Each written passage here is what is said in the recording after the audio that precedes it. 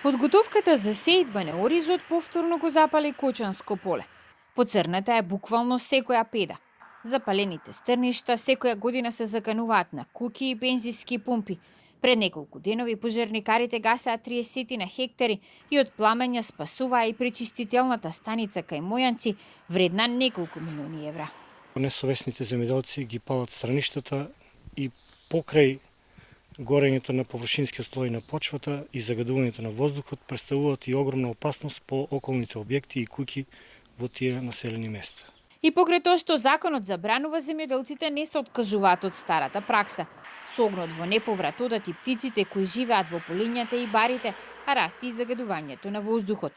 Огнот ги уништува микроорганизмите што го подобруваат квалитетот на почвата. Тоа предизвикува ново загадување поради зголемената употреба на ѓубрива. Граѓанските здруженија бараат законот да се смени и да се олесни казнувањето на оние што ги палат стрништата. И од Државниот инспекторат за заштита на животната средина сметаат дека казните за земјоделците кои палат стрништа се мали и несразмерни со штетите што ги причинуваат. Иако се уште нема законски измени, една од мерките што се иницираше преку проектот на Источнопланскиот регион за третман на остатоците по жетвата е набавка на современи комбајни, а ќе се бара и дополнителна субвенција за предавање на сламата во преработувачки капацитети.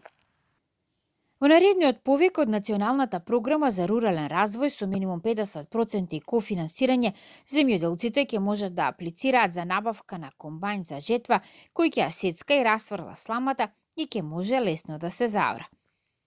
Нивите се палат затоа што на земјоделците тоа им е најевтин начин да се ослободат од сламата, иако таа може да се преработува во пелети или брикети и така да носи профит.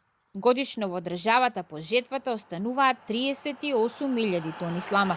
Најголем дел е во Кочанско.